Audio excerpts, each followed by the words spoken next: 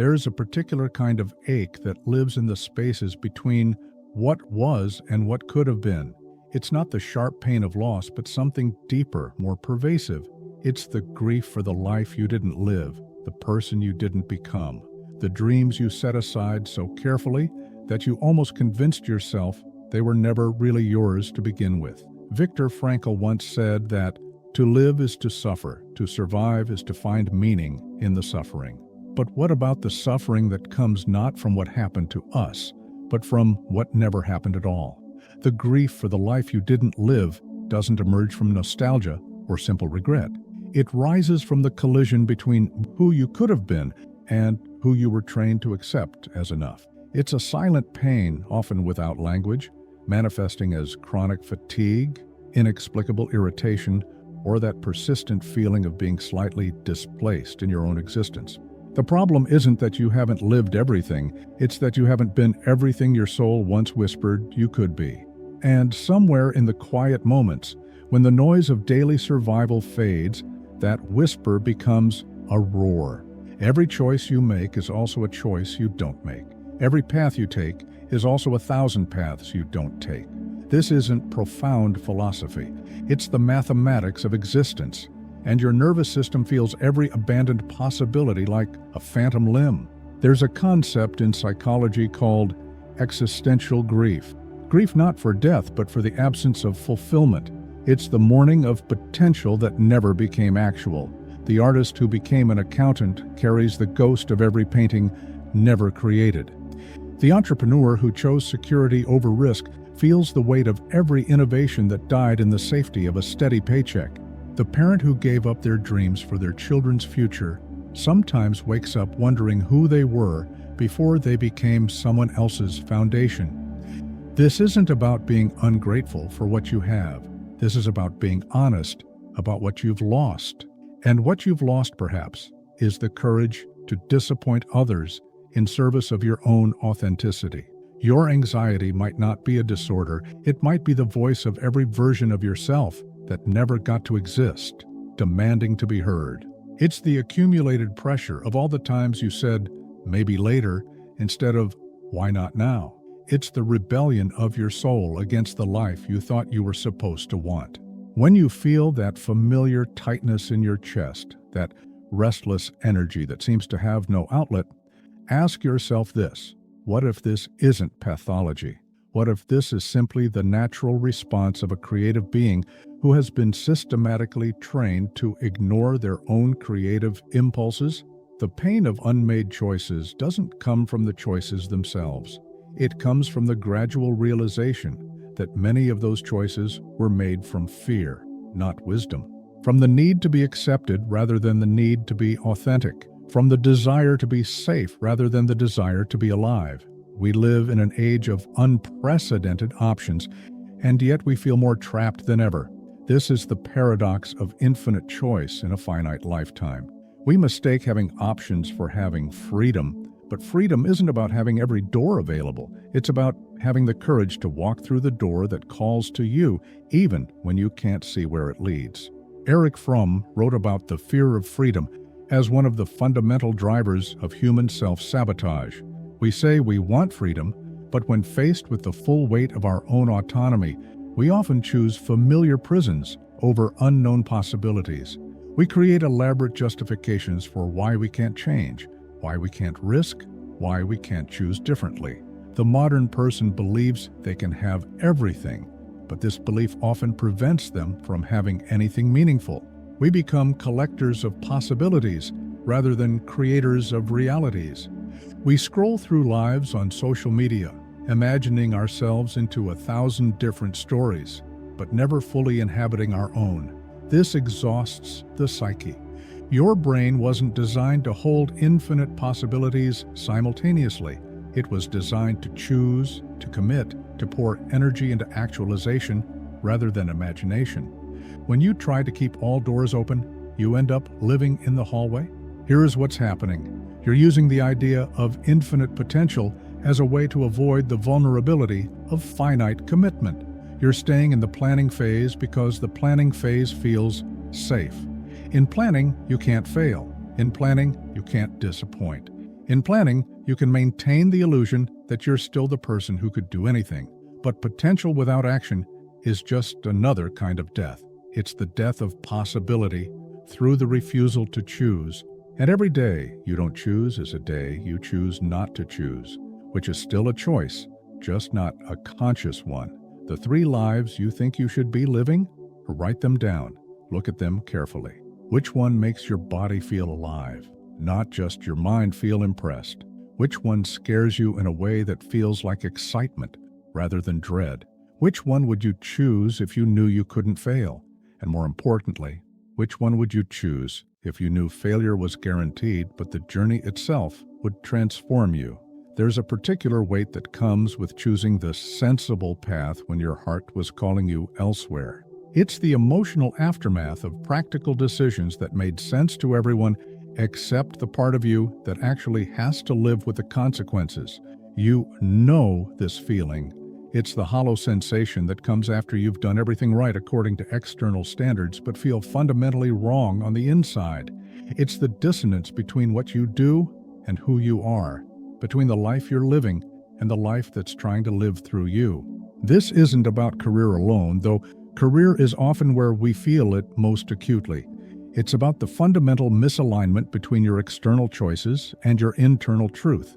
It's what happens when you spend so much time trying to be who you think you should be that you forget who you actually are.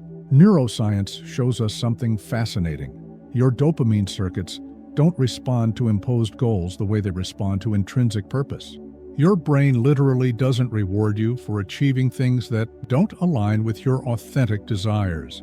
This is why you can be successful by every external measure and still feel empty. This is why you can have everything you thought you wanted and still feel like you're living someone else's life. Your body knows. It always knows. There is a particular quality of energy that comes when you're aligned with your authentic path, and a particular quality of exhaustion that comes when you're not. The exhaustion isn't just from working hard. It's from working against your own grain, from using force where flow would be natural. The calling you betrayed doesn't disappear. It goes underground. It becomes the source of your restlessness, your dissatisfaction, your sense that something is always missing. It becomes the voice that whispers, "This isn't it," even when everything looks perfect from the outside. But here's what's beautiful. That voice is still there. The calling you betrayed is still calling. It's been waiting, sometimes for decades, for you to remember that practical doesn't have to mean soul-crushing. That security doesn't have to mean death of the spirit, that it's possible to honor both your responsibilities and your authenticity. Close your eyes for a moment. Feel into your body what makes you feel most alive. Not what impresses others, not what makes the most money, not what seems most realistic. What makes your cells vibrate with possibility? That's not fantasy, that's information. That's your authentic self, trying to remember itself through you. In the process of becoming acceptable, you performed a kind of surgery on your own soul. You cut away the parts that seemed too much, too different, too likely to cause problems. You learned to be smaller, quieter, more palatable. You learned to edit yourself in real time, to be the version of yourself that others could tolerate. This is one of the most profound forms of self-betrayal, and it's so common we barely recognize it as violence. But it is violence. It's the violence of self-erasure in service of acceptance. It's the gradual disappearance of your authentic self under layers of who you think you need to be. The cost of this surgery isn't just that you became someone else. It's that you lost touch with who you were before you learned to be ashamed of yourself. You lost access to the spontaneous, unguarded, fully alive version of yourself that existed before you understood that existing as yourself was somehow problematic. This creates a particular kind of psychological dissociation. You're living, but you're not fully inhabiting your life. You're going through the motions, but there's a quality of remove, as if you're watching someone else live, while you remain safely hidden behind the acceptable version you've constructed. The question that haunts you, whether you're conscious of it or not, is this: who did you stop being in order to continue being loved? What parts of yourself did you exile to maintain your relationships, your job, your place in the world? Maybe you were too sensitive, so you learned to be tough. Maybe you were too intense, so you learned to be casual. Maybe you were too creative, so you learned to be practical. Maybe you were too emotional, so you learned to be logical. Maybe you were too much, so you learned to be less. But here's what no one tells you. The parts of yourself you abandoned don't disappear. They don't die. They go into exile, but they remain alive within you, waiting. And part of your exhaustion, part of your emptiness, part of your chronic dissatisfaction comes from the energy it takes to keep these parts of yourself locked away. The path back to wholeness isn't about becoming someone new. It's about remembering who you were before you learned to be someone else. It's about excavating the authentic self that's been buried under layers of adaptation and performance. Look in the mirror, but instead of seeing who you've become, try to see who you were before you learned to be ashamed. What did you love before you learned what you were supposed to love? What excited you before you learned what was acceptable to be excited about?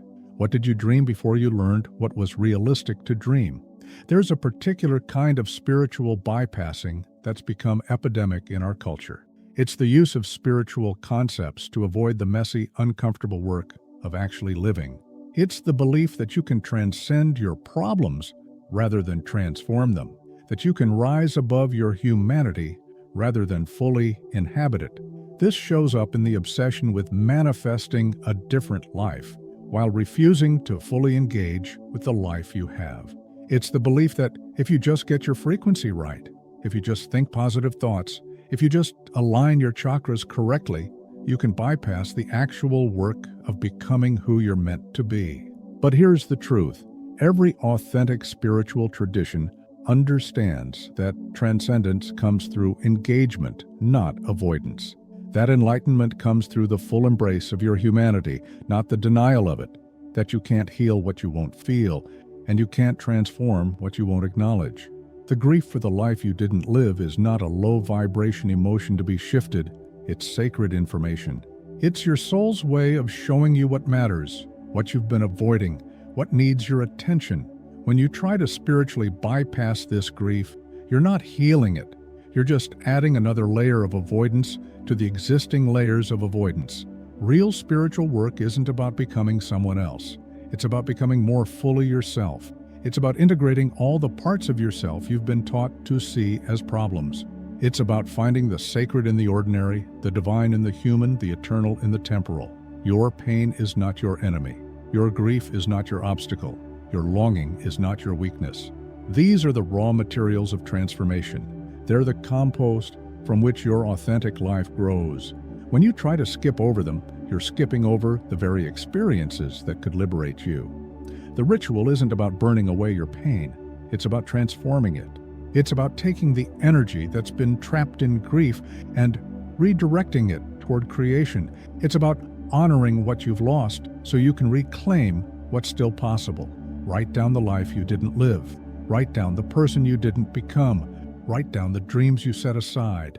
Don't write them to dismiss them or to get over them. Write them to acknowledge them, to honor them, to let them know they mattered. Then ask yourself, what part of this unlived life is still alive in me? What part of this abandoned dream is still calling to me? What part of this person I didn't become is still trying to be born through me? Here's something that might disturb you. Not choosing is also a choice. When you think you're keeping your options open, you're actually choosing paralysis.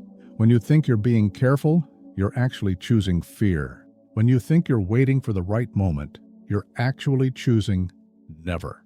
This is the cruel mathematics of existence. Time moves forward whether you decide or not. Opportunities come and go whether you're ready or not. Life happens whether you're participating or not. The only difference is whether you're a conscious participant in your own existence or a passive observer watching it happen to you. Schopenhauer wrote about the blind will, the unconscious life force that drives us toward survival and reproduction without regard for our conscious intentions. But there's another kind of blindness, the blindness that comes from refusing to see that inaction is action, that neutrality is a position, that waiting is a choice. Oh, you've been waiting for certainty, but certainty is not how life works. You've been waiting for guarantees, but guarantees are not on offer. You've been waiting for permission, but no one else can give you permission to be yourself. You've been waiting for the fear to go away, but the fear is not going away. It's not supposed to go away. It's supposed to be felt, acknowledged, and walked through. The paralysis you feel isn't protecting you from making the wrong choice. It's preventing you from making any choice at all. And the cost of this protection is the gradual erosion of your capacity to trust yourself, to act from your center, to live from your truth. Your fear of making the wrong choice has become more destructive than any wrong choice could be. Because while wrong choices can be corrected, learned from, integrated into your story, non-choices can only be regretted.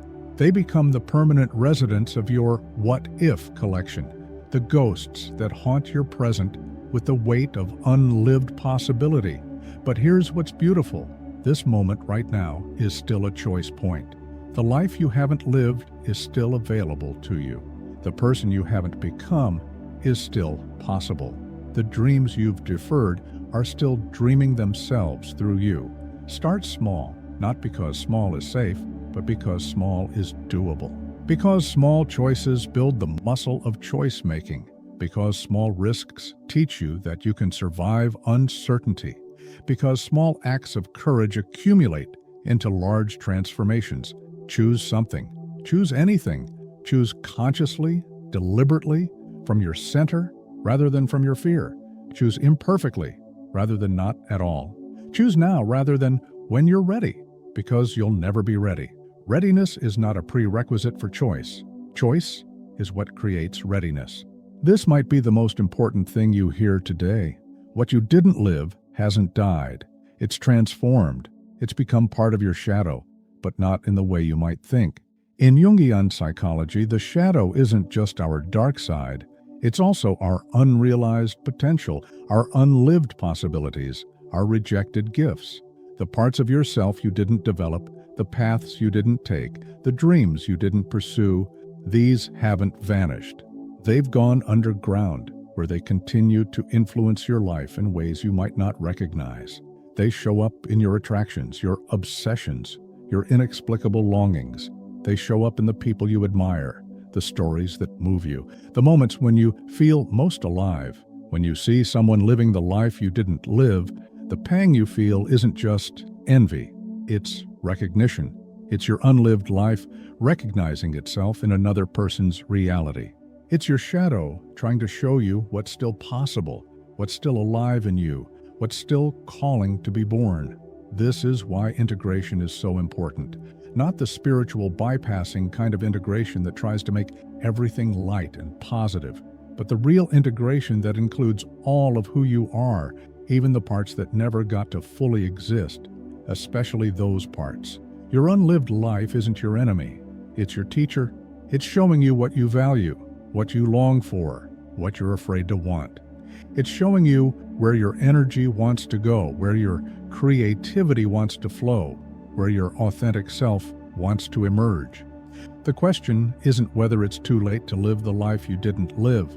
The question is whether you're willing to let the life you didn't live inform the life you're living now, whether you're willing to let your unlived dreams become the compass for your present choices, whether you're willing to let your abandoned possibilities become the foundation for new possibilities. Think back to the first moment you remember feeling fully yourself. Before you learned to be someone else, before you understood that being yourself was somehow problematic, before you started editing yourself in real time, what were you like? What did you love? What excited you? What felt natural and effortless and true? That person is still in there. That aliveness is still in there. That authenticity is still in there. It's been waiting sometimes for decades for you to remember that who you were before you learned to be someone else is exactly who you're meant to be now. The life you didn't live isn't a punishment. It's a gift. It's your soul's way of showing you what you love, what you value, what you're here to create. It's your inner wisdom trying to guide you back to yourself, back to your truth, back to the life that's been waiting for you to live it. Nietzsche understood something profound about human existence. The only way to truly live is to embrace life exactly as it is, not as it should have been. The grief for the life you didn't live doesn't have to be a permanent weight. It can be transmuted into something else entirely. It can become your compass, your teacher, your guide back to authenticity. This isn't about going back and reliving your youth or abandoning your responsibilities or throwing your life into chaos.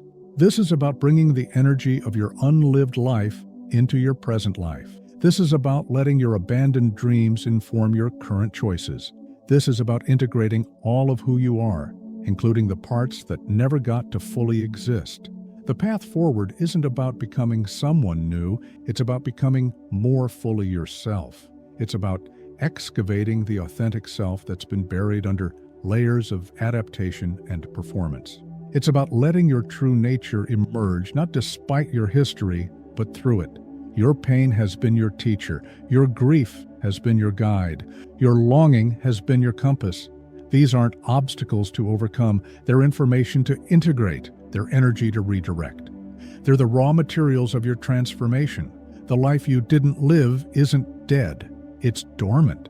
It's waiting. It's been waiting for you to stop running from it and start learning from it. It's been waiting for you to stop seeing it as a problem and start seeing it as a gift. It's been waiting for you to stop trying to get over it and start integrating it. You don't have to live with the weight of unlived possibility forever. You can transform that weight into forward momentum. You can transform that grief into creativity. You can transform that longing into action. You can transform that pain into purpose. But first, you have to stop running. You have to stop trying to spiritually bypass your way out of your humanity. You have to stop trying to think your way out of what you need to feel your way through.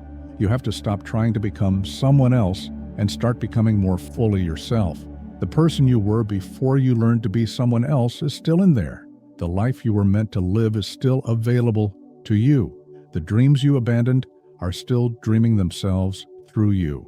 The only question is whether you're willing to listen, whether you're willing to feel, whether you're willing to let your unlived life guide you back to living. It's not too late to begin again. It's not too late to choose differently. It's not too late to honor both who you've been and who you're becoming. It's not too late to let your unlived life become the foundation for a more authentic, more integrated, more fully alive version of yourself. The life you didn't live isn't your enemy. It's your ally. It's not your weakness. It's your strength. It's not your failure. It's your opportunity. The only question is whether you're ready to receive it. Stop trying to get over your unlived life. Start integrating it. Stop trying to move on from your abandoned dreams. Start letting them inform your present choices. Stop trying to become someone else. Start becoming more fully yourself. The grief for the life you didn't live can become the compass for the life you're going to live. The pain of your unlived dreams can become the fuel for your present creativity. The weight of your abandoned possibilities can become the foundation for new possibilities. Your unlived life isn't a burden to bear. It's a gift to unwrap. It's a treasure to discover. It's a teacher to learn from. It's a guide to follow back to yourself, back to your truth, back to the life that's been waiting for you to live it. The only question is whether you're ready to stop grieving and start integrating, whether you're ready to stop running and start receiving, whether you're ready to stop trying to become someone else and start becoming who you've always been. Your unlived life is calling. Can you hear it? If this conversation has stirred something in you, if you recognize yourself in these words, you're not alone in this journey. There are others walking this same path of integration, others learning to transform their grief into guidance, their pain into purpose. I'd love to hear what resonated most deeply with you. In the comments below, share one thing about your unlived life that you're ready to stop running from. What part of yourself have you been keeping in exile? What dream have you been too afraid to acknowledge? Your sharing might be exactly what someone else needs to hear to feel less alone in their own process of remembering who they truly are. And if you're ready to go deeper into this work of integration and authentic living, there are more conversations waiting for you here. Each one is an invitation to remember more of who you are beneath who you think you should be. Your unlived life isn't a tragedy, it's a treasure map, and perhaps together we can learn to read it.